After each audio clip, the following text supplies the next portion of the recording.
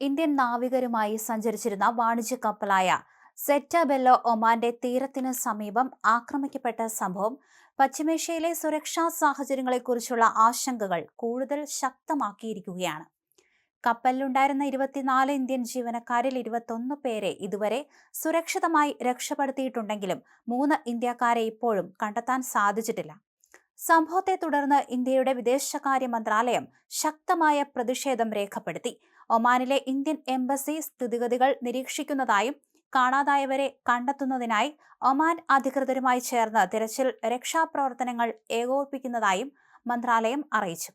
മേഖലയിൽ കപ്പലുകൾക്കെതിരായ ആക്രമണങ്ങൾ ആവർത്തിക്കുന്നത് ഗുരുതരമായ ആശങ്കയ്ക്കിടയാക്കുന്നതാണെന്ന് വിദേശകാര്യ മന്ത്രാലയം ചൂണ്ടിക്കാണിച്ചു.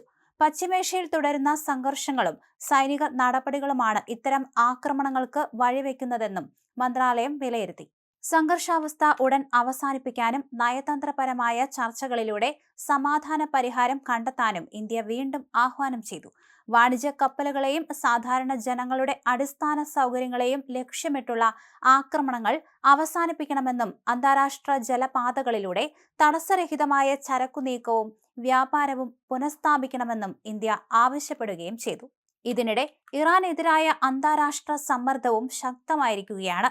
ഐക്യരാഷ്ട്രസഭയുടെ ആണവ നിരീക്ഷണ ഏജൻസിയായ ഇന്റർനാഷണൽ അറ്റോമിക് എനർജി ഏജൻസിയുടെ ഗവേണിംഗ് ബോർഡ് ബുധനാഴ്ച പാശ്ചാത്യ രാജ്യങ്ങൾ അവതരിപ്പിച്ച ഒരു പ്രമേയം അംഗീകരിച്ചു.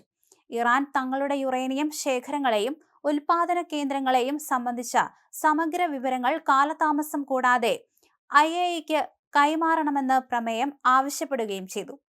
അമേരിക്കയും ഇസ്രായേലും നടത്തിയ ആക്രമണങ്ങളിൽ ഇറാന്റെ ചില ആണവ കേന്ദ്രങ്ങൾ ലക്ഷ്യമാക്കപ്പെട്ടതിനെ തുടർന്ന് സ്ഥിതിഗതികൾ കൂടുതൽ സങ്കീർണമാവുകയായിരുന്നു. തുടർന്ന് IAEA പരിശോധനാ ഉദ്യോഗസ്ഥരുടെ പ്രവേശനം ഇറാൻ നിർത്തിവച്ചിരുന്നു. ബ്രിട്ടൻ, ഫ്രാൻസ്, ജർമ്മനി, അമേരിക്ക എന്നീ രാജ്യങ്ങൾ ചേർന്ന് തയ്യാറാക്കിയ പ്രമേയത്തിൽ ആണവ വസ്തുക്കളുടെ നിലവിലെ ശേഖരവും ആണവ സൗകര്യങ്ങളുടെ രൂപകൽപ്പന സംബന്ധിച്ച വിവരങ്ങളും പൂർണ്ണമായി വെളിപ്പെടുത്തേണ്ടത് അത്യാവശ്യവും അടിയന്തരവുമാണെന്ന് വ്യക്തമാക്കുന്നു. ആണവ പ്രവർത്തനങ്ങളുടെ സുതാര്യത ഉറപ്പാക്കുന്നതിനും മേഖലയിലെ സുരക്ഷാ ആശങ്കകൾ കുറയ്ക്കുന്നതിനുമുള്ള നീക്കമായാണ് ഈ പ്രമേയം വിലയിരുത്തപ്പെടുന്നത്. അതേസമയം ഇസ്രായേലും ലെബനനിലെ ഹിസ്ബുള്ളയും തമ്മിലുള്ള സംഘർഷം കൂടുതൽ രൂക്ഷമാകുന്നു.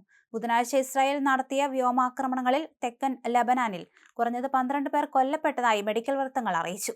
തീരദേശ നഗരമായ സൈദോണിലും സമീപ പ്രദേശങ്ങൾക്കും നേരെയായിരുന്നു പ്രധാനമായും ആക്രമണം. തയർ ദിബയിൽ 8 പേരും ദയർ ഖാനുൽ അൽ നഹറിൽ 4 പേരും കൊല്ലപ്പെട്ടു. ഒരു ദിവസം മുമ്പ് ടയർ നഗരങ്ങളിലും സമീപ പ്രദേശങ്ങളിലുമായി നടന്ന ആക്രമണങ്ങളിൽ 11 പേർ കൊല്ലപ്പെട്ടിരുന്നു. നിരവധി വെടിനിർത്തൽ ശ്രമങ്ങൾ നടത്തിയിട്ടും അതിർത്തി മേഖലയിലെ ഏറ്റുമുട്ടലുകൾ തുടരുകയാണ്. ലെബനീസ് മാധ്യമങ്ങളുടെ റിപ്പോർട്ടുകൾ പ്രകാരം കഫർ ഷൂബ അതിർത്തി മേഖലയ്ക്ക് സമീപം 2 പേരെ ഇസ്രായേൽ സൈന്യം പിടികൂടിയിട്ടുണ്ട്. അതേസമയം തങ്ങളുടെ സൈനികരെ സമീപിച്ച് 2 പേരെയാണ് കസ്റ്റഡിയിലെടുത്തതെന്ന് ഇസ്രായേൽ അവകാശപ്പെട്ടു.